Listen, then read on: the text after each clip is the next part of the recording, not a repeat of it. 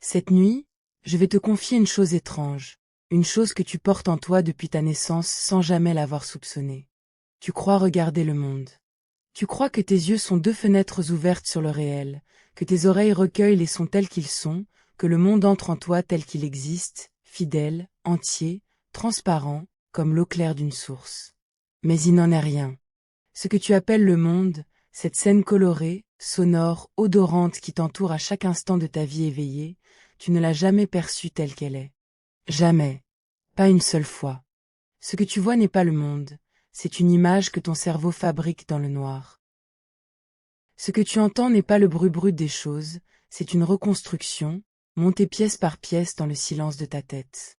Et cette nuit, je vais te prendre par la main pour te conduire à l'intérieur de cette fabrique cachée, cette usine muette et sans lumière logée sous ton crâne, qui à chaque seconde, sans que tu le saches, invente pour toi la réalité que tu prends pour un simple fait. Commençons par le lieu même où tu vis, ce lieu dont on ne sort jamais et dont on n'a pourtant presque jamais conscience. Ton cerveau est enfermé dans une boîte d'os, épaisse, close, sans la moindre fenêtre. Il n'a jamais vu la lumière du jour, il n'a jamais entendu le moindre son venu du dehors, il n'a jamais touché aucun objet. Il repose là, dans une obscurité totale et un silence sans faille, baigné de fluide, à l'abri du monde qu'il croit connaître. Tout ce qui lui parvient de l'extérieur arrive sous une seule et même forme, celle de minuscules impulsions électriques qui courent le long de tes nerfs. Que la lumière frappe ton œil, qu'un son vienne à ton oreille, qu'un parfum atteigne ton nez, qu'une main se pose sur ta peau, ton cerveau, lui, ne reçoit jamais que cela, des trains d'impulsions électriques, tous semblables, tous faits de la même monnaie. Il ne reçoit pas la couleur rouge, il reçoit une salve de signaux. Il ne reçoit pas le chant d'un oiseau, il reçoit une autre salve de signaux. Et à partir de ce ruissellement uniforme de petites décharges, à partir de ce seul alphabet muet, il doit tout deviner, tout reconstruire, tout inventer, le monde entier, la couleur, la musique, l'odeur du pain chaud, le visage de ceux que tu aimes. Pour saisir l'ampleur de ce prodige, arrête-toi sur ce qui se passe au fond de ton œil, en cet instant même où tu écoutes dans la pénombre. La lumière entre par ta pupille, traverse une lentille, et vient frapper le fond de l'œil, une fine tapisserie de cellules sensibles que l'on nomme la rétine.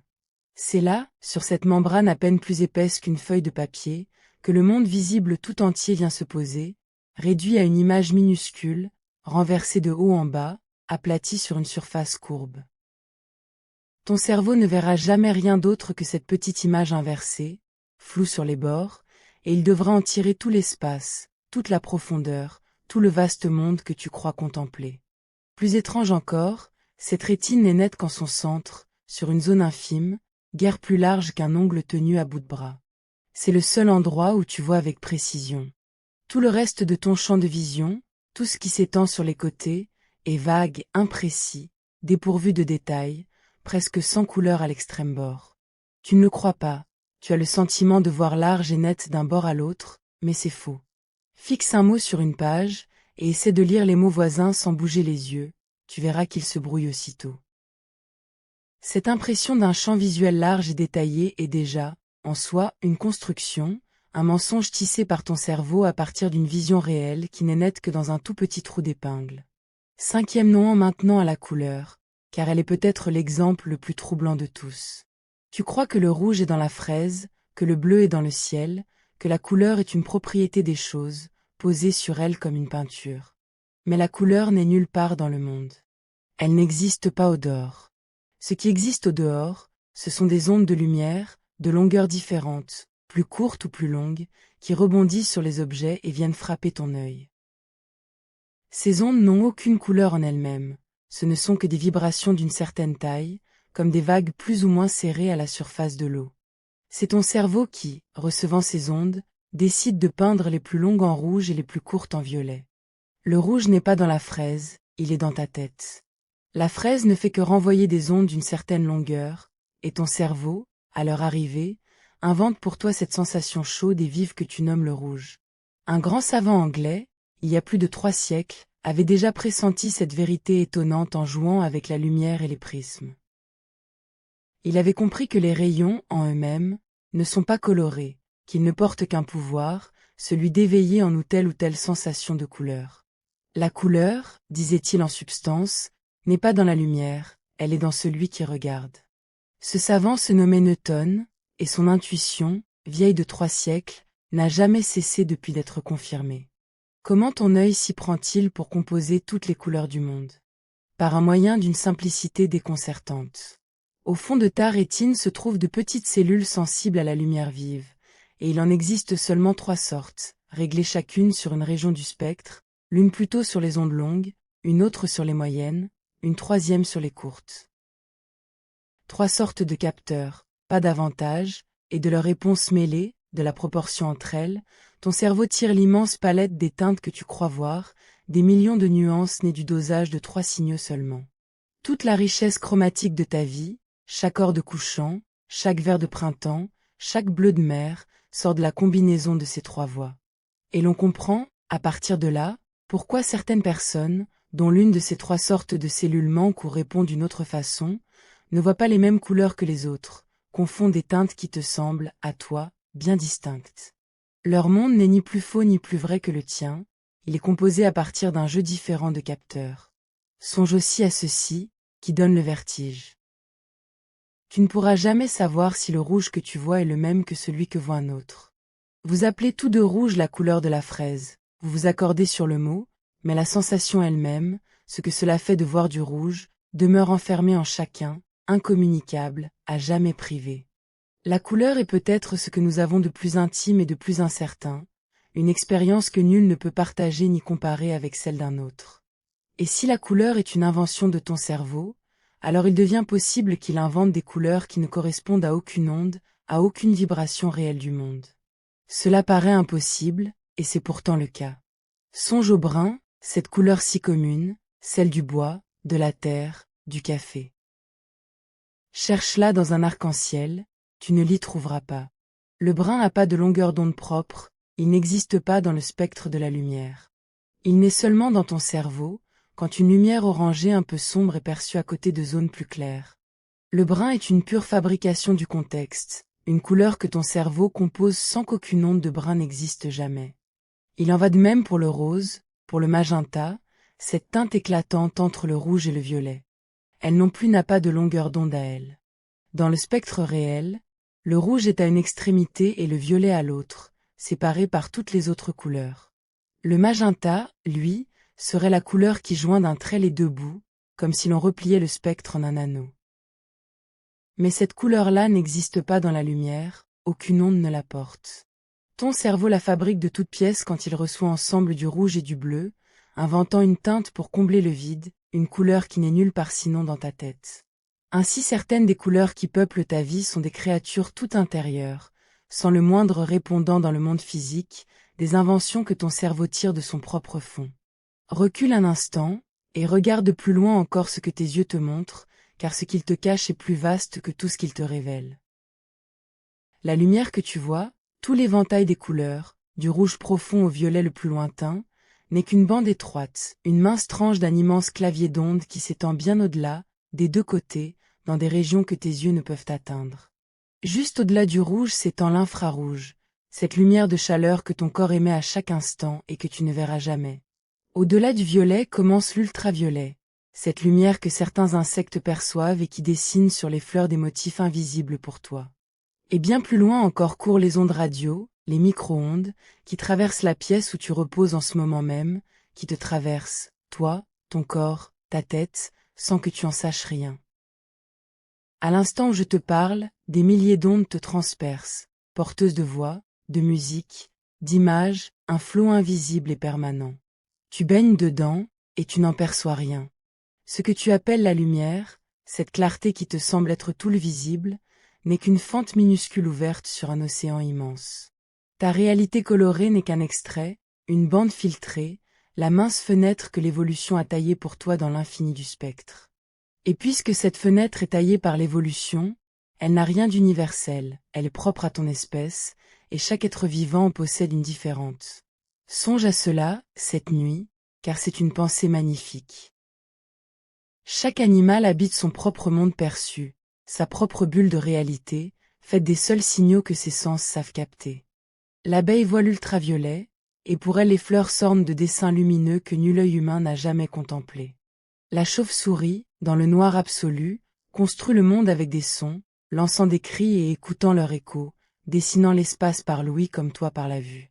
Le chien vit dans un univers d'odeurs si riche que nous n'en avons pas même l'idée, lisant sur un tronc d'arbre le passage de dizaines de bêtes comme tu lirais une page. Certains serpents perçoivent la chaleur des corps, voyant leur proie briller dans la nuit. Des poissons sentent les champs électriques et se meuvent dans une eau trouble grâce à un sens que nous n'avons pas. Chacun de ces êtres est convaincu, si l'on peut dire, d'habiter le monde réel, alors qu'il n'en habite qu'une tranche, choisie par sa nature. Un savant d'autrefois avait donné un beau nom à cette bulle propre à chaque espèce, il l'appelait l'Umwelt, le monde autour, le monde tel qu'un être le vit du dedans. Ce savant se nommait von Uxküll, et son idée demeure d'une profondeur inépuisable, car elle nous rappelle que ta réalité n'est pas la réalité, mais un monde parmi une infinité d'autres, chacun aussi vrai, aussi complet, aussi total pour celui qui l'habite. Et cette bulle propre à chaque espèce n'est pas si close qu'on le croit, car le cerveau, prodige de souplesse, sait bâtir un monde même à partir des sens qu'on ne songerait pas à employer ainsi. Il existe des personnes privées de la vue qui ont appris à percevoir l'espace par le son, en produisant de petits claquements de la langue et en écoutant l'écho qui leur revient des murs, des portes, des obstacles. À force d'exercice, leur cerveau apprend à lire ces échos, à en tirer la forme des lieux, la présence des choses, la distance d'une paroi, comme la chauve-souris dans le noir. Elle se déplace, évite les obstacles, devine l'ouverture d'une pièce, non par les yeux, mais par l'oreille, ayant bâti un monde de l'espace à partir de sons. Cela dit quelque chose de bouleversant sur ton cerveau, qui ne tient pas au canal par lequel l'information arrive, mais à ce qu'il en fait, à la façon dont il la tisse en un monde.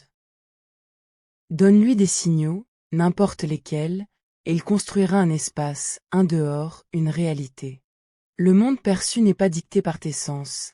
Il est l'œuvre de ce cerveau qui, de quelque matière qu'on lui donne, sait toujours faire surgir un monde où se mouvoir. Et si nos sens ne nous donnent qu'une fente du réel, l'esprit humain, lui, a trouvé le moyen d'entr'ouvrir la porte un peu plus grand. Nous ne voyons ni l'infrarouge ni les ondes radio, mais nous avons bâti des appareils qui les captent pour nous et les traduisent en images, en couleurs, en sons que nos sens, eux, savent recevoir. Nous avons appris à voir la chaleur des corps par des caméras qui la peignent en teintes, à saisir le murmure des astres lointains convertis en signaux, à rendre visible ce qui, par nature, échappe à nos yeux.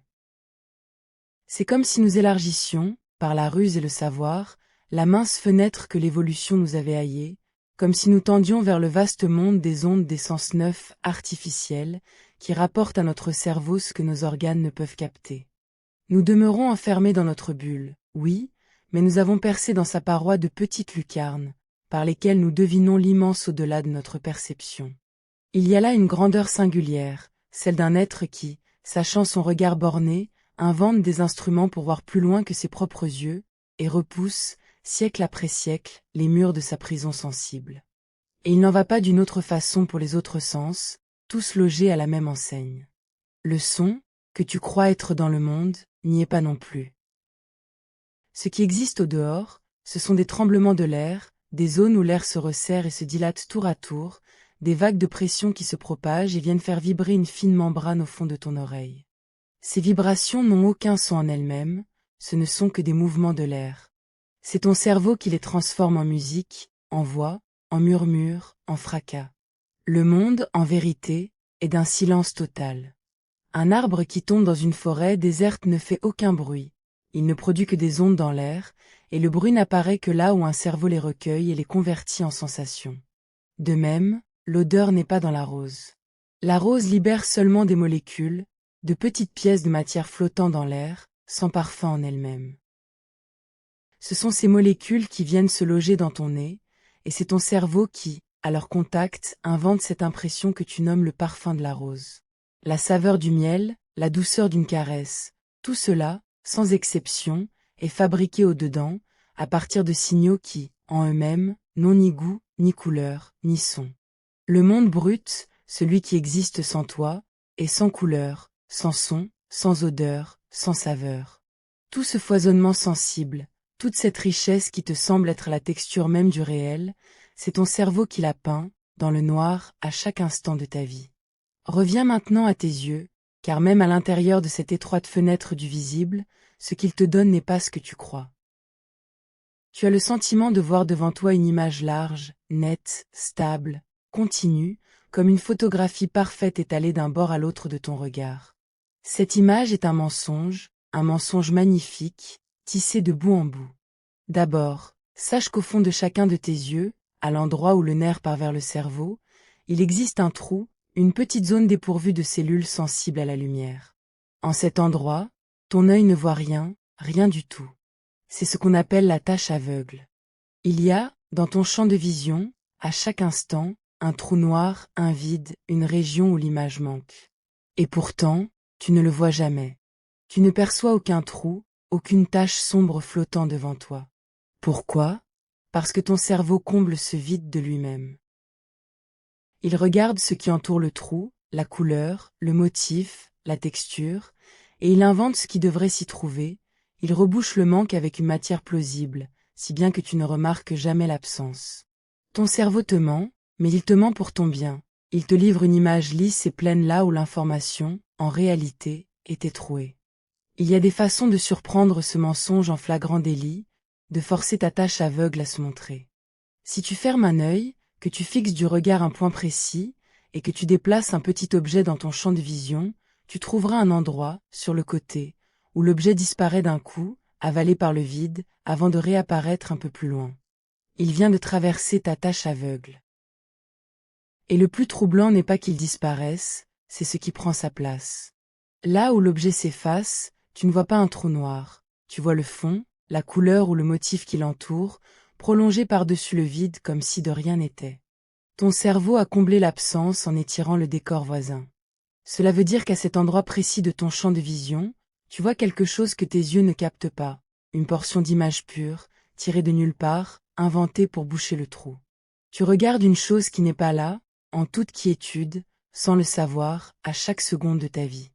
Mais la tâche aveugle n'est qu'un début, car l'image que tu crois voir est fabriquée de bien d'autres manières encore. Tu penses que tes yeux balaient la scène en douceur, comme une caméra qui glisserait d'un point à l'autre. Il n'en est rien. Tes yeux ne cessent de bondir, par petits sauts brusques et heurtés, se posant un instant ici, puis là, plusieurs fois par seconde, en des mouvements que l'on nomme des saccades. Entre chaque saut, pendant que l'œil se déplace d'un point à l'autre, l'image devrait être un flou complet, une traînée brouillée, comme une photographie prise en bougeant. Or tu ne perçois jamais ce flou. Ton cerveau, pendant chaque saut, coupe la vision, efface le brouillé, puis raccorde entre elles les images nettes des points où l'œil s'est posé, les cousant ensemble en une scène stable et continue. Il te livre un film sans coupure, monté à partir d'instantanés séparés par des vides qu'il a supprimés. Ce que tu vois n'est donc pas un flux continu venu du monde, c'est un montage, une suite d'images fixes recollées avec un art si consommé que tu n'aperçois jamais les jointures. Ta vision est un film dont ton cerveau serait à la fois l'opérateur, le monteur et le spectateur, coupant, collant, effaçant, pour t'offrir l'illusion parfaite d'un regard posé sur un monde tranquille. Et voici une chose plus étrange encore au sujet de ce monde qui te paraît si stable. Tes yeux bougent sans cesse, et pourtant le monde, lui, ne bouge pas. Chaque fois que tu tournes le regard, l'image sur ta rétine se déplace d'un grand coup, glisse, saute, et devrait te donner le sentiment que le monde entier fait un bond. Mais rien de tel n'arrive. Le monde reste immobile, planté là, tranquille, tandis que tes yeux le parcourent. Comment ton cerveau réussit-il ce tour de force? On pense qu'à chaque fois qu'il ordonne à tes yeux de bouger, il s'envoie à lui-même une copie de cet ordre, une note secrète disant « Attention, je vais faire bouger l'œil, le glissement que tu vas voir vient de moi et non du monde. » Et grâce à cette note, il annule le mouvement, il tient le monde immobile malgré le va-et-vient du regard. Tu peux prendre ce mécanisme en défaut d'une manière saisissante. Si tu fermes un œil et que tu pousses avec douceur le coin de l'autre œil du bout du doigt, tu verras le monde sauter, trembler, glisser sous ton regard. Pourquoi? Parce que cette fois, le mouvement de l'œil ne vient pas d'un ordre du cerveau, il n'y a donc pas de note secrète pour l'annuler, et le glissement apparaît tel quel. La stabilité du monde, cette évidence si tranquille, n'est donc pas une propriété du monde, c'est un calcul permanent de ton cerveau, un effort caché qu'il fournit à chaque coup d'œil pour te livrer un décor qui ne tremble pas. Il y a plus troublant encore, une découverte qui remet en cause l'idée même que tu vois le monde qui t'entoure.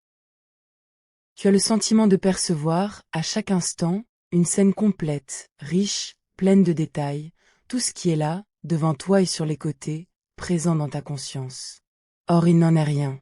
Ton cerveau ne retient, à chaque instant, qu'une part infime de ce qui se trouve sous tes yeux, ce sur quoi se pose ton attention, et néglige tout le reste, qu'il devine ou suppose sans vraiment le voir. Des expériences l'ont montré d'une façon qui déconcerte. On peut opérer, dans une scène qu'une personne regarde, de grands changements, faire apparaître ou disparaître des objets entiers, changer la couleur d'un vêtement, voire échanger la personne à qui l'on parle contre une autre, et bien souvent la personne ne remarque rien, pourvu que le changement se produise pendant un bref instant d'inattention, un clignement, une coupure.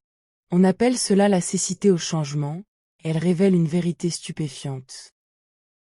Tu ne vois pas le monde en entier, tu ne vois vraiment que le petit point où se porte ton attention, et tout le reste, cette impression d'une scène pleine et détaillée qui déborde de partout, est une illusion, une confiance que ton cerveau t'accorde, la certitude tranquille que le monde est là, complet, alors que tu n'en tiens sous ton regard conscient qu'une bribe, à chaque instant renouvelée. Songe encore à ceci, qui touche au cœur de ta vision. L'image posée au fond de ton œil est plate, étalée sur une surface, sans la moindre épaisseur, comme une peinture sur une toile. Et pourtant, tu ne vois pas un monde plat. Tu vois un monde en profondeur, avec des objets proches et lointains, des creux, des reliefs, un espace où tu pourrais rendre la main et saisir les choses à des distances différentes. Cette troisième dimension, cette profondeur du monde, n'est nulle part dans l'image de ta rétine, qui n'en a que deux. C'est ton cerveau qui l'a reconstruit, qui l'a déduit d'une foule de petits indices, la légère différence entre ce que voit ton œil droit et ton œil gauche, la façon dont les objets proches en cachent de plus lointains, dont les lignes fuient vers l'horizon, dont les choses éloignées pâlissent et rapetissent. À partir de ces indices épars, ton cerveau bâtit tout le volume du monde. Il creuse l'espace derrière la surface plate de ton œil, il te donne un univers à 3 dimensions là où n'arrivait qu'une image à 2. La profondeur que tu crois voir devant toi n'est pas reçue, elle est calculée, reconstruite à chaque instant à partir d'ombres et d'indices, avec une sûreté telle que tu n'en soupçonnes jamais l'effort. Et il y a, dans ta perception, une stabilité plus étonnante encore, dont ne t'émerveille jamais tant elle te paraît naturelle. Quand une personne s'éloigne de toi, l'image qu'elle forme sur ta rétine rapetisse, rétrécit, devient minuscule à mesure qu'elle s'éloigne. Pourtant, tu ne la vois pas rapetisser. Tu la vois s'éloigner, tout en gardant sa taille, comme si elle demeurait la même personne, juste un peu plus loin. Ton cerveau corrige l'image, il tient compte de la distance, et te rend une taille stable là où l'image, elle, ne cesse de changer. Et de même, une porte que tu ouvres forme sur ta rétine des figures sans cesse déformées, des losanges, des trapèzes qui s'étirent et se tordent selon l'angle, et pourtant elle la voit toujours rectangulaire, fidèle à elle-même. Une assiette vue de biais dessine une ellipse aplatie sur ton œil, mais tu la vois ronde. Partout, ton cerveau redresse, corrige, stabilise, te livrant un monde d'objets constants, aux tailles et aux formes fixes, alors que les images qui l'atteignent, elles, dansent et se déforment sans répit. Cette permanence tranquille des choses, cette fidélité du monde à lui-même, n'est pas dans le monde, c'est ton cerveau qui la fabrique, corrigeant sans fin le désordre changeant des images pour t'offrir un décor stable où poser ta vie. On a voulu savoir jusqu'où va cette souplesse du cerveau à bâtir le monde, et l'on a mené des expériences étonnantes. Rappelle-toi que l'image, au fond de ton œil, est renversée, la tête en bas, et que ton cerveau, sans que tu le saches, la remet à l'endroit pour toi. Des chercheurs ont fait porter à des volontaires des lunettes spéciales qui retournent le monde, mettant le ciel en bas et le sol en haut. Au début, tout devenait impossible, ces personnes ne savaient plus se mouvoir, tendaient la main dans la mauvaise direction, trébuchaient à chaque pas dans un monde à l'envers. Mais, chose stupéfiante, au bout de quelques jours à porter sans cesse ces lunettes, leur cerveau s'est adapté, a réappris, et le monde s'est peu à peu redressé pour eux, jusqu'à leur paraître à nouveau normal, à l'endroit, alors même que les lunettes le retournaient toujours. Puis, quand on leur ôtait les lunettes, le monde vrai leur semblait renversé à son tour, le temps que le cerveau se réhabitue. Cette expérience dit quelque chose de profond, que le haut et le bas, l'endroit et l'envers, ne sont pas donnés par le monde, mais fixés par ton cerveau, qui peut les réapprendre à neuf s'il le faut. Jusqu'à l'orientation même de ton monde, ce qui te semble le plus assuré, n'est qu'une convention que ton cerveau maintient, et qu'il saurait, au besoin, refaire tout autre. Il y a une autre magie que ton cerveau accomplit sans cesse, celle de fabriquer le mouvement là où il n'y en a pas. Songe au cinéma, à ces images qui bougent sur un écran. En vérité, rien ne bouge. Ce ne sont que des images fixes, des photographies immobiles, projetées l'une après l'autre à vive cadence.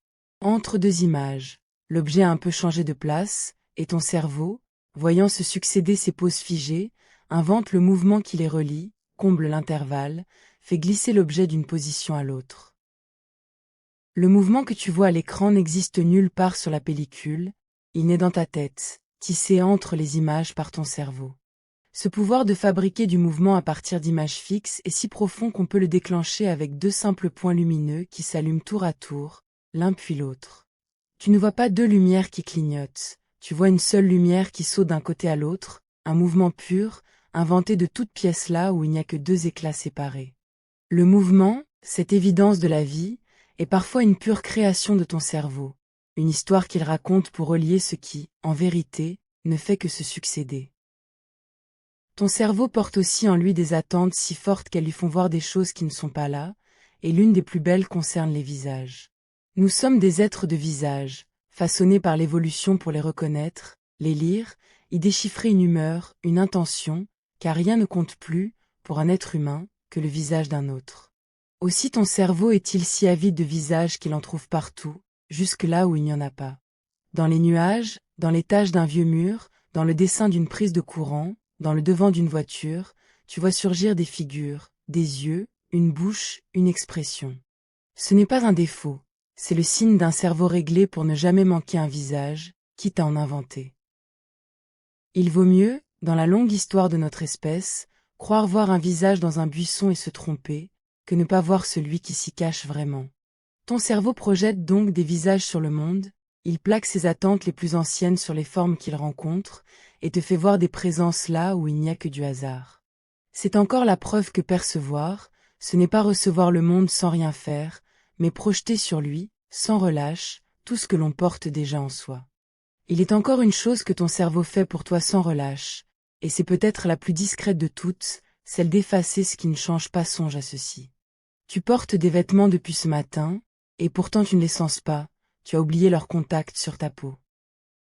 Au moment de les enfiler, tu le percevais, ce contact, puis ton cerveau, jugeant cette sensation constante et sans danger, a cessé de te la montrer, l'a effacée de ta conscience. De même, une odeur forte, à laquelle on s'habitue en quelques instants, finit par disparaître, non parce qu'elle n'est plus là, mais parce que ton cerveau, lassé du constant, cesse de te la signaler. Le tic-tac d'une horloge, le ronron d'un appareil, tu ne les entends plus au bout d'un moment. Ton cerveau, vois-tu, ne s'intéresse guère à ce qui demeure, il ne te montre que ce qui change, ce qui bouge, ce qui pourrait compter. Il t'est le stable, il efface le permanent, il ne garde à ta conscience que le neuf, la nouveauté, la surprise. Ainsi la scène que tu perçois n'est pas le monde entier, mais seulement sa part changeante, le reste est engommé, tenu hors de ta vue par un cerveau qui ménage ton attention et ne te livre que ce qui mérite d'être vu.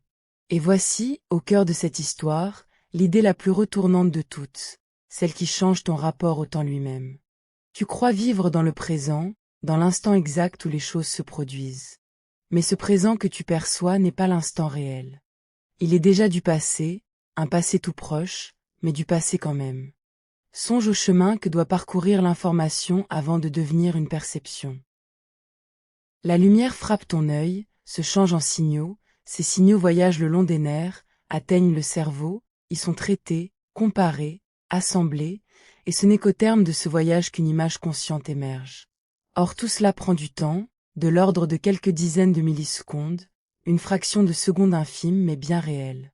Ce que tu perçois comme le maintenant est donc déjà en retard sur le monde, décalé d'un souffle. L'instant que tu crois vivre a déjà eu lieu, il y a un battement, le temps que ton cerveau le construise. Tu vis, en un sens, dans un présent qui n'est plus, dans le sillage à peine refroidi de l'événement, sans jamais pouvoir rejoindre le bord vif de l'instant réel. Il y a, dans cette fabrication du présent, un prodige de plus, dont on mesure mal l'étrangeté. Les informations qui te parviennent du monde ne voyagent pas toutes à la même vitesse, ni ne mettent le même temps à être traitées. La lumière va bien plus vite que le son, si bien qu'un éclair et son tonnerre, partis ensemble, t'atteignent à des moments séparés. À l'intérieur même de ton corps, un signal parti de ton pied met plus de temps à gagner ton cerveau qu'un signal parti de ton visage, car le chemin est plus long. Si ton cerveau te livrait les sensations à mesure qu'elles arrivent, le monde te parviendrait en désordre, décousu, chaque sens en avance ou en retard sur les autres. Or tu ne perçois rien de tel. Tu perçois un présent unique, cohérent, où tout semble arriver en un même temps, la vue et le son accordés, le toucher du pied et celui de la main réunis dans un même instant. Pour cela, on pense que ton cerveau attend, qu'il retient un peu les signaux les plus rapides le temps que les plus lents le rejoignent, puis assemble le tout en une scène unique, accordée, un maintenant fabriqué de toutes pièces. Le présent que tu vis n'est pas un instant du monde, c'est un montage, un accord composé avec patience à partir de signaux venus de partout, à des vitesses différentes, et remis ensemble par ton cerveau en une seule note tenue. Pour compenser ce retard, ton cerveau a trouvé une ruse admirable, une ruse qui va changer notre façon de comprendre la perception tout entière. Puisqu'il est toujours en retard sur le monde, il ne se contente pas d'attendre sans agir que l'information lui parvienne, il la devance, il la prédit. À chaque instant, ton cerveau ne subit pas le réel, il en fait la prophétie. À partir de tout ce qu'il sait déjà, de tout ce qu'il a appris, de ce qui vient de se passer, il fabrique en permanence une prédiction de ce qui devrait arriver l'instant d'après, une image du monde à venir. Puis, quand les signaux réels arrivent en fin d'essence, il ne les traite pas à partir de rien, il les compare à sa prédiction. Si le réel confirme l'attente, tant mieux, presque rien ne change, la perception coule sans effort. Si le réel dément l'attente, alors une surprise se produit, une erreur, un écart, et c'est cet écart, cette différence entre ce qui était prévu et ce qui advient, que ton cerveau traite en priorité, pour corriger, ajuster, mettre à jour son modèle du monde. Ce cadre de pensée, que les chercheurs appellent parfois le cerveau prédictif, ou le codage prédictif, est aujourd'hui l'une des grandes idées qui dominent les sciences de la perception. Il faut le présenter avec prudence, car c'est un cadre théorique, une façon puissante de comprendre le cerveau, non une vérité définitive et scellée. Mais des expériences nombreuses suggèrent qu'il touche à quelque chose de profond dans la manière dont tu perçois. Arrête-toi sur ce que cela implique, car c'est vertigineux. Si ce cadre est juste, alors ce que tu perçois n'est pas d'abord le monde, c'est ta prédiction du monde. Tes sens ne servent pas à peindre la réalité de zéro, ils servent surtout à corriger l'image que ton cerveau avait déjà fabriquée d'avance. Tu ne vois pas la pièce autour de toi parce que la lumière te la donne, tu vois d'abord la pièce que ton cerveau attendait de trouver, ajuster ça et là parce que tes yeux confirment ou démentent. La perception, dans cette vision des choses, n'est pas une porte ouverte par où le réel entrerait, c'est un rêve contrôlé, une hallucination sans cesse corrigée par les sens. Un chercheur a eu cette formule saisissante, disant que percevoir, c'est halluciner, mais halluciner d'accord avec le monde, une hallucination tenue en laisse par le réel. Le monde ne se contente pas de couler en toi, c'est ton cerveau, qui va vers lui, qui le devine, qui projette sur lui son attente, et qui ne retient de tes sens que le soin de le rappeler à l'ordre quand il se trompe. Cette idée d'un cerveau qui devine plutôt qu'il ne reçoit n'est pas si nouvelle qu'elle en a l'air. Il y a plus d'un siècle, un savant allemand d'une intelligence rare avait déjà proposé quelque chose de voisin. Il pensait que la perception était le fruit d'une sorte de raisonnement caché, un raisonnement dont nous n'avons pas conscience, par lequel le cerveau, à partir des maigres indices que lui livrent les sens, tire des conclusions sur ce qui a dû les produire. Il appelait cela une inférence inconsciente, une déduction secrète, faite en un éclair, hors de toute conscience. Ce savant se nommait Helmholtz, et son intuition, longtemps demeurée en marge, se trouve aujourd'hui au cœur des théories les plus vivantes de la perception. Voir un objet, dans cette perspective, ce n'est pas le recevoir, c'est parier sur sa cause, deviner quel objet du monde a bien pu envoyer à ton œil ce jeu de lumière particulier. Et ce pari, ce raisonnement invisible, se fait si vite, si en profondeur, que tu n'en éprouves jamais rien. Tu crois voir, quand en vérité, sans cesse, tu conclus, tu déduis, tu paries sur le monde à partir de ses ombres. On peut prendre ce cerveau devineur la main dans le sac, sur un exemple qui a de quoi émerveiller. Si l'on te présente un masque creux, l'envers d'un visage, la face intérieure tournée vers toi, et que tu le regardes de loin, tu ne le vois pas creux. Tu le vois bombé, en relief, comme un vrai visage tourné vers toi. Ton cerveau refuse le creux, il refuse ce que tes yeux lui rapportent pourtant, et il impose le relief, parce qu'il sait, il a toujours su, qu'un visage est bombé, jamais creux. Sa prédiction, forte de toute une vie de visage, l'emporte sur les indices bruts de la vision. Tu as beau savoir que le masque est creux, tu ne peux pas le voir tel, ton cerveau te montre l'inverse de la réalité, docile à son attente plutôt qu'à tes yeux. Voilà la prédiction saisie en flagrant délit, imposant au monde perçu la forme qu'elle exige. Et la même chose se produit avec les sons. Si l'on efface un fragment d'un mot enregistré, que l'on remplace ce trou par un simple bruit, tu entendras le mot entier, sans manque, ton cerveau rebouchant le son absent avec ce qu'il attendait d'entendre, tout comme il rebouche le trou de ta tâche aveugle. Tu entends des sons qui n'ont pas été prononcés, tu vois des reliefs qui ne sont pas là, non par erreur, mais parce que percevoir, c'est deviner, et que ta devinette, la plupart du temps, s'impose au réel. Tu fais l'épreuve de cette devinette permanente chaque fois que tu lis, sans même t'en rendre compte. Quand tes yeux parcourent une page, ils ne s'arrêtent pas sur chaque lettre, ils sautent de mot en mot, n'en saisissant au vol que quelques-uns, et ton cerveau devine tout le reste, reconstruit les mots à partir de leur forme, de leur début, de ce qu'il attend d'y trouver. C'est pourquoi tu peux lire un texte où les lettres à l'intérieur des mots ont été mêlées, pourvu que la première et la dernière demeurent en place, car tu ne lis pas les lettres, tu devines les mots. C'est pourquoi aussi tu laisses passer les fautes, sautant par-dessus une coquille sans la voir, ton cerveau ayant lu le mot correct qu'il attendait, non celui qui était écrit. Tu ne lis pas ce qui est sur la page, tu lis ce que ton cerveau prédit y trouver, corriger ça et là parce que tes yeux confirment. Lire, comme voir, comme entendre, c'est deviner d'abord et vérifier ensuite. Le texte que tu crois recevoir mot à mot est lui aussi, à demi inventé, reconstruit par un cerveau qui devine bien plus qu'il ne déchiffre. Il faut encore que je te confie une chose sur la façon dont tout cela tient ensemble, car elle ajoute au prodige. Quand tu regardes un objet, disons une pomme rouge qui roule sur une table, ton cerveau ne traite pas cette pomme d'un seul bloc, en un seul lieu. Sa couleur est analysée dans une région, sa forme dans une autre, son mouvement dans une troisième, sa place dans l'espace dans une quatrième, chacune loin des autres, chacune à son propre rythme. Nulle part, dans ton cerveau, il n'existe un lieu unique où la pomme entière serait rassemblée, complète, avec sa couleur, sa forme et son mouvement réunis. Et pourtant, tu ne perçois pas une couleur ici, une forme là, un mouvement ailleurs, tu perçois une seule pomme, une entière, rouge et ronde et roulante, d'un seul tenant. Comment ces analyses éparses, faites en des lieux séparés, se lient-elles en un objet unique et lisse? C'est l'une des grandes énigmes des sciences du cerveau, l'une de celles qui résistent encore. On ne sait pas au juste comment ton cerveau recoue ces morceaux épars en une expérience unifiée. Mais il le fait, à chaque instant, sans faille, te livrant un monde d'objets entiers là où, dans ta tête, tout n'était que fragments dispersés, traités à part. L'unité même de ce que tu perçois, cette évidence d'un monde fait de choses entières, est une couture invisible, un tour de main dont le secret nous échappe encore. Et pour te montrer à quel point cette perception est assemblée, et non simplement reçue, songe à ces personnes dont le cerveau relie les sens d'une façon inhabituelle. Il en est pour qui chaque lettre, chaque chiffre porte une couleur, le 7 toujours vert, le 3 toujours rouge, non par jeu ni par souvenir, mais parce que leur cerveau, en lisant le signe, éveille en même temps une couleur. Il en est pour qui les sons ont des teintes, pour qui une musique se déploie en gerbes colorées, pour qui les mots ont un goût dans la bouche.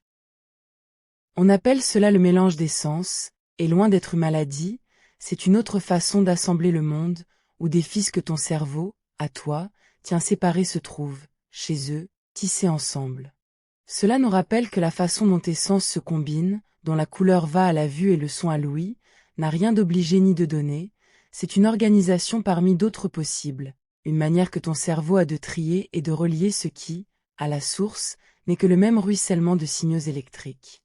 Change un peu le câblage, et le monde perçu change de visage, les lettres se colorent, les sons prennent goût, sans que le monde du dehors, lui, ait bougé d'un pouce. Pour te faire toucher du doigt à quel point la perception est une construction, et non une copie, Il existe des cas où la fabrique se dérègle, où elle laisse voir ses coutures, et ces cas sont ce que l'on nomme les illusions.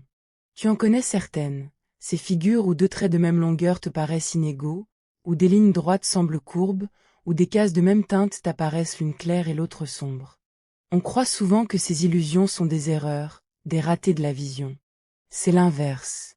Elles sont la preuve que ta perception fonctionne à merveille, qu'elle applique sans relâche ses règles de reconstruction, ses attentes profondes sur la façon dont le monde est fait. Quand tu vois deux cases grises de même teinte comme l'une claire et l'autre foncée, c'est que ton cerveau tient compte des ombres, de l'éclairage supposé, et corrige la teinte réelle pour deviner la vraie couleur de la surface sous cette lumière. Il ne te montre pas la lumière qui entre dans ton œil, il te montre ce qu'il déduit de la surface elle-même. L'illusion n'est quand cette déduction, d'ordinaire si utile, se trouve mise en défaut par une image trompeuse.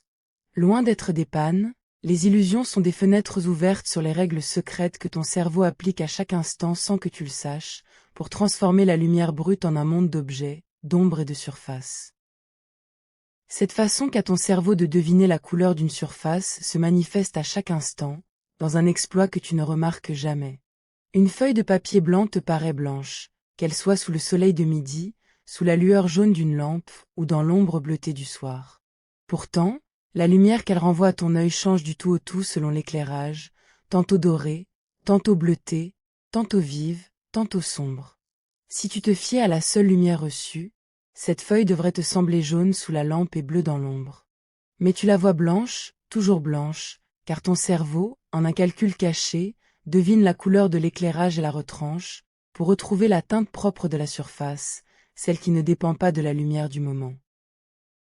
Il te montre non la lumière qui entre dans ton œil, mais ce qu'il déduit de l'objet lui-même, sa couleur vraie, stable, débarrassée des caprices de l'éclairage. C'est un service inestimable, car il te permet de reconnaître les choses sous toutes les lumières, le fruit mûr au matin comme au crépuscule. Mais c'est aussi la preuve que la couleur que tu vois n'est jamais celle qui frappe ton œil, c'est une couleur reconstruite, devinée, corrigée, une conclusion bien plus qu'une sensation brute. Et c'est ce même calcul caché, poussé jusqu'à l'ambiguïté, qui allait un jour diviser le monde entier devant une simple image. Il y a quelques années, une simple photographie a rendu cette vérité visible pour le monde entier, et a laissé des millions de gens stupéfaits.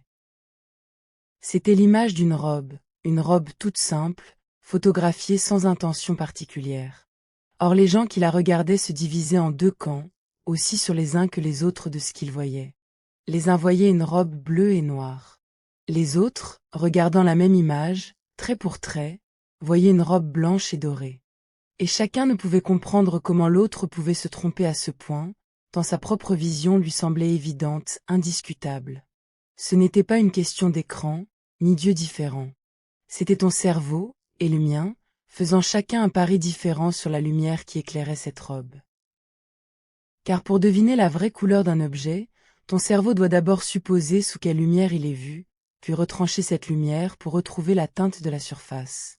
Face à cette photographie ambiguë, où l'on ne savait si la robe était dans une ombre bleutée ou sous une clarté dorée, certains cerveaux supposaient une chose, d'autres l'inverse, et de ce pari caché découlaient deux robes en tout point différentes. La même image, le même monde, et deux réalités inconciliables, chacune tenue pour la vérité pure. Jamais preuve plus simple ne fut donnée que ce que tu vois n'est pas dans l'image, mais dans le pari que ton cerveau fait sur elle. Et ce qui vaut pour la vue vaut aussi, de façon plus troublante encore, pour l'entente, car tes sens ne travaillent pas chacun dans son coin, ils se mêlent, se corrigent, se contaminent l'un l'autre. Il existe une illusion célèbre qui le montre à merveille. Figure-toi que tu regardes le visage d'une personne qui prononce une syllabe, disons un son proche de Ga. Mais on a truqué la scène, car le son que l'on fait entendre en même temps est en réalité un autre, un son proche de Ba. Que per questo? Ni l'un ni l'autre. Tu entends une troisième syllabe, quelque chose comme Da, un son que personne n'a produit, ni la voix ni l'image, un son que ton cerveau invente pour concilier ce que ton œil voit et ce que ton oreille reçoit. Et le plus stupéfiant, c'est que si tu fermes les yeux, tu entends soudain le son véritable, ce Ba qui était là depuis le début. Rouvre les yeux, et le mensonge revient, imperturbable, ton oreille se plie à ce que ton œil lui impose. Ce phénomène, décrit par une chercheuse du nom de McGurk, montre que ce que tu entends dépend de ce que tu vois, que tes sens se fondent en une seule perception, et que ton cerveau, plutôt que de te livrer les données brutes de chaque sens, fabrique une version unique et cohérente, quitte à inventer un son que nul n'a jamais prononcé. Cette fabrique ne s'arrête pas au sens tourné vers le dehors, elle façonne aussi le sentiment que tu as de ton propre corps. Tu crois savoir, sans effort, où sont tes mains, où sont tes pieds, où finit ton corps et où commence le monde. Mais ce sentiment, lui aussi, est une construction, un modèle que ton cerveau assemble à partir de signaux venus de tes muscles, de ta peau, de tes articulations, et qu'il peut se tromper à composer. Une expérience célèbre le montre bien. Si l'on place devant toi une main artificielle, une fausse main posée là où pourrait être la tienne, tandis que ta vraie main, cachée, reste hors de ta vue, et que l'on caresse en même temps la fausse main et la vraie, du même geste, au même rythme, alors quelque chose d'étrange se produit. Au bout d'un moment, tu commences à sentir la fausse main comme si elle était la tienne. Tu la ressens tienne, tu sursautes si on la menace, ton cerveau l'a adoptée, trompé par l'accord entre ce que tu vois et ce que tu ressens. Il en va de même, plus troublant encore, chez ceux qui ont perdu un membre et continuent pourtant de le ressentir, de sentir une main qui n'est plus là, parce que la carte du corps, dans le cerveau, demeure alors que le membre a disparu. Ce que tu appelles ton corps, cette évidence si intime, n'est donc pas donnée. C'est encore une image, un modèle que ton cerveau dessine et redessine, et qu'il peut étendre à une fausse main ou garder après la perte d'un membre. Jusque dans ta propre chair, tu n'habites pas le réel, mais la carte que ton cerveau en trace. Il est un dernier domaine où cette vérité prend un tour bouleversant, celui de la douleur, et il faut en parler avec prudence, car c'est un sujet délicat. On croit d'ordinaire que la douleur est un simple message, envoyé par la partie blessée du corps et reçu telle qu'elle par le cerveau, comme une sonnette que l'on presse. Mais les recherches suggèrent qu'il n'en va pas ainsi. La douleur, elle aussi, est fabriquée par le cerveau, elle n'est pas dans la blessure, elle est dans la façon dont le cerveau interprète les signaux venus d'elle. Et cette interprétation dépend de mille choses, du contexte, de l'attention, de la peur, de ce que la blessure signifie pour toi. Un même signal, venu d'une même plaie, peut faire souffrir à l'extrême dans un moment, et à peine dans un autre, selon l'état d'esprit, la situation, l'attente. Des soldats aux blessures graves ont parfois rapporté n'avoir presque pas souffert sur le moment, tant leur esprit était ailleurs. À l'inverse, une frayeur, une attente d'un mal, peuvent rendre douloureux ce qui ne devrait pas l'être. La douleur n'est donc pas la mesure fidèle d'un dégât, c'est un jugement, une construction du cerveau, sa manière de te dire « prends garde, protège cette partie de toi ». Là encore, entre le monde et toi, il n'y a pas une fenêtre transparente, mais un cerveau qui interprète, qui pèse, qui décide, et qui fabrique jusqu'à ta souffrance à partir de signaux qui, seuls, ne diraient rien. Puisque ta perception est un pari, une reconstruction, une prédiction, elle dépend de tout ce que tu apportes toi-même à la rencontre du monde, de ce que tu attends, de ce que tu sais, de ce dont te souviens. Deux personnes placées devant la même scène ne voient pas la même chose, parce qu'elles n'y apportent pas le même bagage. Le médecin voit dans une image ce que le profane ne distingue pas. Le musicien entend dans un accord des voix que d'autres n'y perçoivent pas. Celui qui attend une bonne nouvelle et celui qui redoute une mauvaise ne liront pas de la même façon l'expression d'un visage. Ton attente colore ta perception avant même que tu perçoives. Si l'on te dit qu'un plat est délicieux, il te paraîtra meilleur. Si l'on te prévient qu'un bruit va être effrayant, tu l'entendras plus menaçant. Le contexte, le savoir, l'humeur, la mémoire, tout cela se glisse dans l'acte de percevoir et le façonne en secret. Ce que tu appelles voir le monde tel qu'il n'est jamais que voir le monde tel que ton histoire, ton cerveau, ton attente te le font apparaître. Il n'existe pas de regard neutre, pas d'oreille innocente, pas de perception pure et vierge. Tu rencontres toujours le monde chargé de tout ce que tu es. Et ce façonnement va plus loin encore, jusqu'à la culture qui t'a formé, jusqu'à la langue que tu parles. On a des raisons de penser que la façon dont un peuple découpe et nomme les couleurs peut influer sur la façon dont ses membres les distinguent, que là où une langue possède deux mots pour deux nuances de bleu, ses locuteurs les séparent un peu mieux du regard. Il faut rester prudent, car ces questions sont subtiles et discutées, mais l'idée demeure vertigineuse, que jusque dans ta perception des couleurs, quelque chose de ta langue, de ta culture, de ton éducation, pourrait se glisser et orienter ton regard. Certains peuples nomment d'un même mot le vert et le bleu, d'autres tranchent avec finesse des nuances que nous confondons. Le monde que tu perçois n'est donc pas seulement fabriqué par ton cerveau, il est par ton cerveau tel que ta vie entière l'a modelé, tel que ta langue l'a découpé, tel que ton peuple lui a appris à trancher le continu du réel en objets, en teintes, en catégories.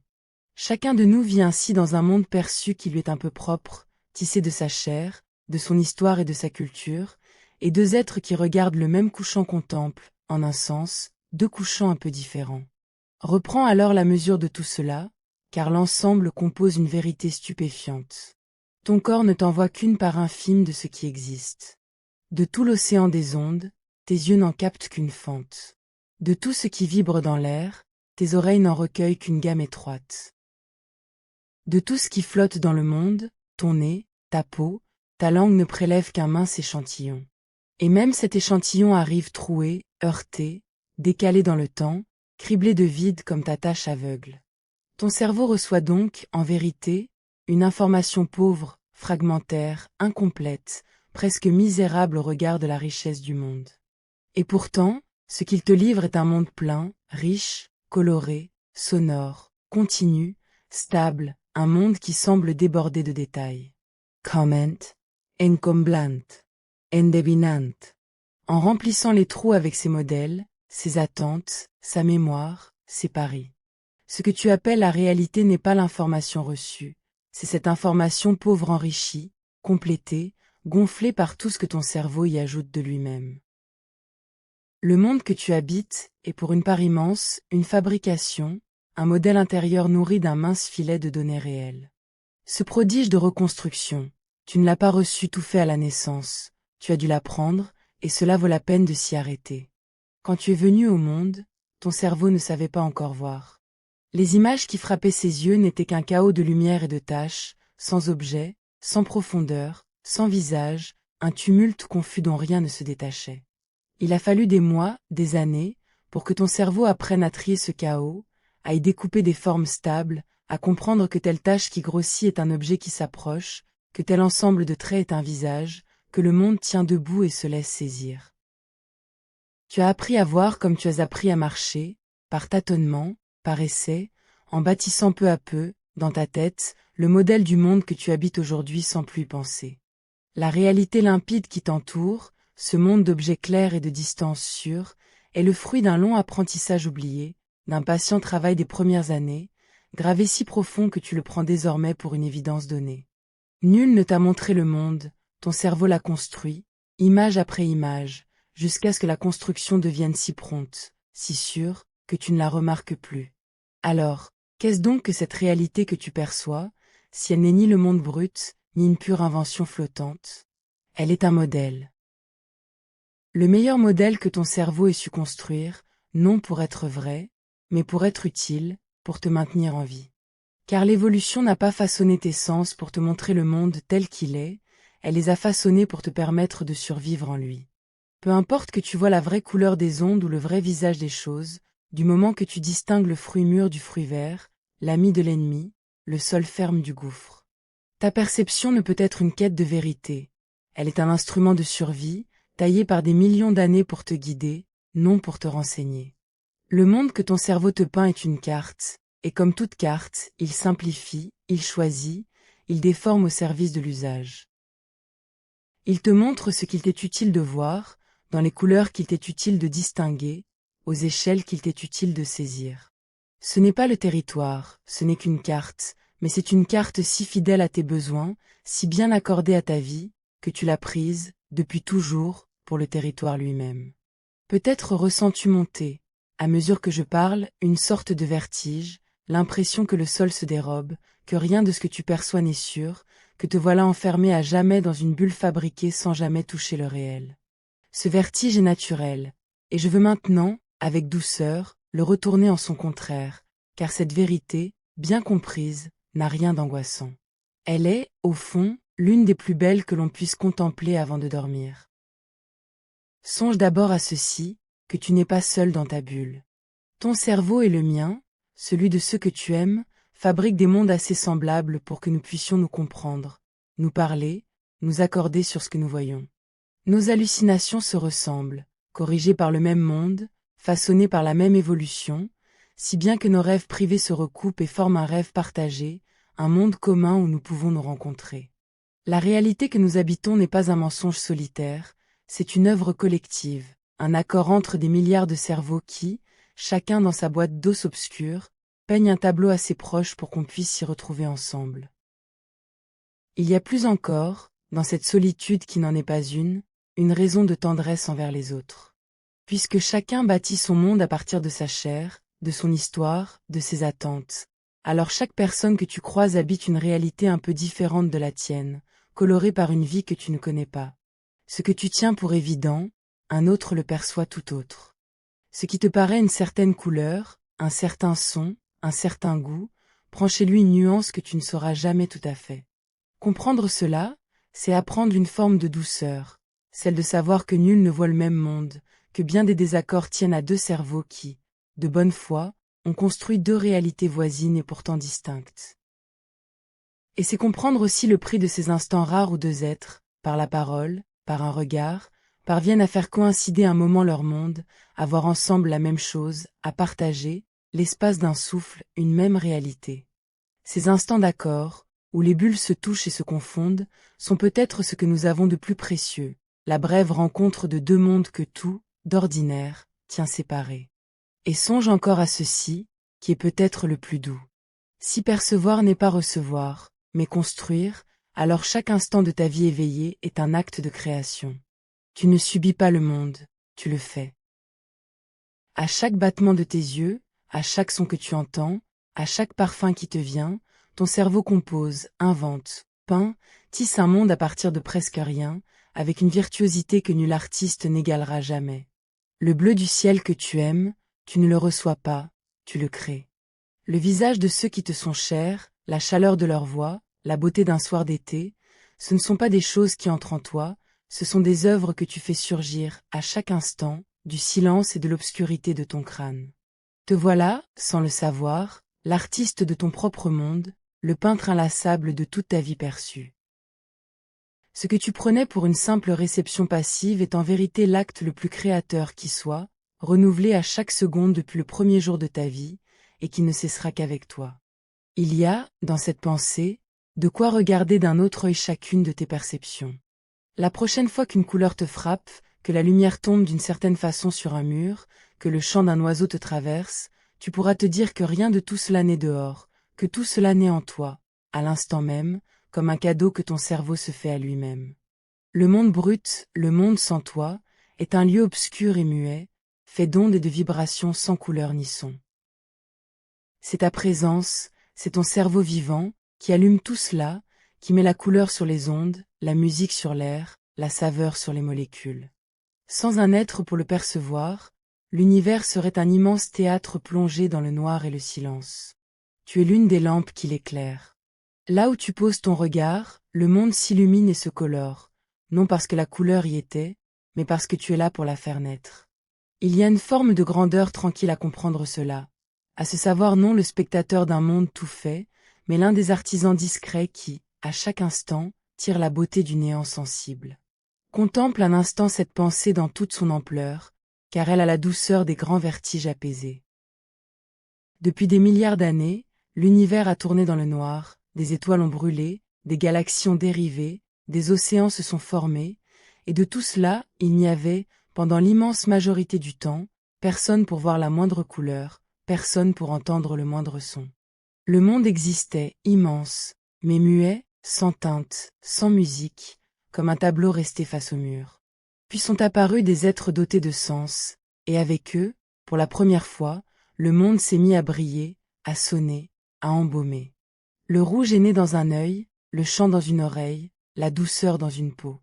Tu es l'un des héritiers de cette longue aventure, l'un de ces points de conscience par lesquels l'univers, un instant, se contemple lui-même, se colore, s'écoute.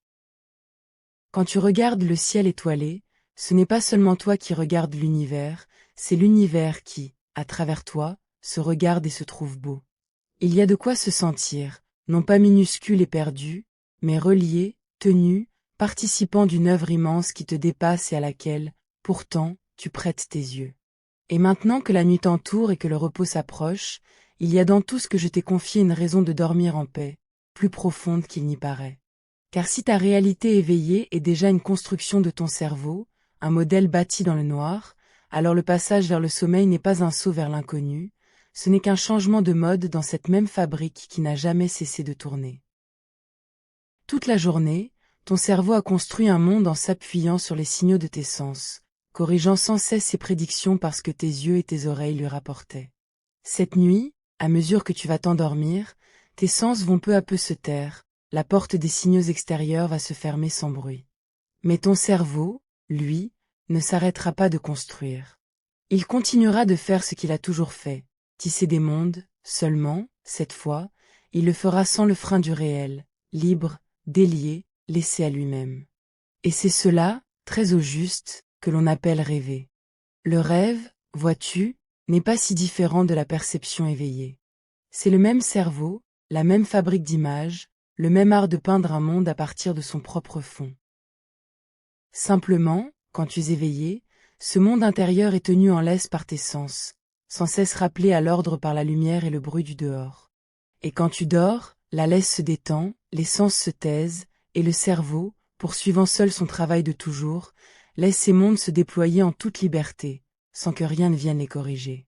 Le rêve est une perception affranchie du monde, une construction pure, une hallucination enfin délivrée de la tutelle du réel.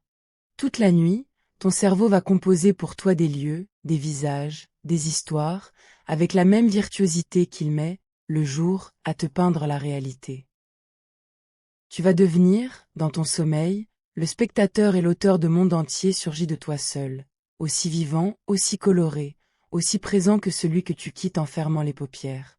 Il y a donc une continuité douce entre ta veille et ton sommeil, entre le monde que tu perçois et celui que tu vas rêver.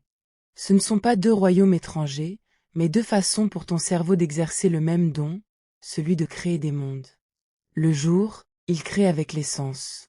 La nuit, il crée sans eux. Le jour, il rêve un rêve corrigé par le réel. La nuit, il rêve un rêve rendu à sa liberté. Tu peux te laisser glisser vers le sommeil avec cette pensée pour te bercer, celle que tu ne quittes pas la réalité pour entrer dans l'illusion, puisque ta réalité elle-même était déjà une construction de ton esprit. Tu passes seulement d'une œuvre à une autre, d'un monde tenu par les sens à un monde libéré d'eux, sans jamais cesser d'être ce que tu as toujours été, un cerveau qui, dans l'obscurité de sa boîte close, invente sans fin des mondes pour les habiter. Alors, cette nuit, tandis que tu reposes là où tu es, dans la tiédeur des draps, la tête abandonnée à la douceur de l'oreiller, tu peux laisser aller cette inquiétude d'avoir à saisir le vrai monde, cette fatigue de vouloir toucher un réel qui, de toute façon, ne t'a jamais été donné tel quel. Tu n'as jamais eu à porter le monde entier, seulement à en rêver une version juste assez fidèle pour vivre. Ton cerveau a fait ce travail toute ta vie, sans repos, sans te demander ton avis, avec une constance et une bonté qui forcent l'émerveillement. Et cette nuit, tu peux enfin le laisser travailler pour lui seul, sans le lester des soucis du jour, sans lui demander de surveiller le dehors. Laisse tes yeux se fermer sur les couleurs qu'il fabriquait, laisse tes oreilles renoncer aux sons qu'elles inventaient, laisse le monde perçu s'éteindre en douceur comme une lampe que l'on baisse. Rien ne se perd. Le monde t'attendra demain, prêt à renaître sous ton regard dès la première lueur, aussi neuf, aussi coloré qu'au premier matin de ta vie. Ferme les yeux sur cette pensée apaisée, celle d'un cerveau créateur qui, jusque dans ton sommeil, veillera sur toi en peignant des mondes. La chambre autour de toi, ce faible halo, cette ombre familière, ce silence, tu ne les percevras bientôt plus, et ce n'est pas une perte, c'est un repos. Ton cerveau va changer de tableau, quitter la toile du dehors pour celle du dedans, éteindre le monde reçu pour allumer le monde rêvé. Tu n'as rien à faire, rien à saisir, rien à comprendre de plus. Laisse-toi porter par cette vérité devenue tendre, que percevoir a toujours été créé, et que dormir, cette nuit, ce n'est que continuer de créer, les yeux clos, l'esprit libre, le corps enfin en repos. Le monde n'était qu'un beau rêve éveillé. Voici venir le beau rêve du sommeil. Bonne nuit.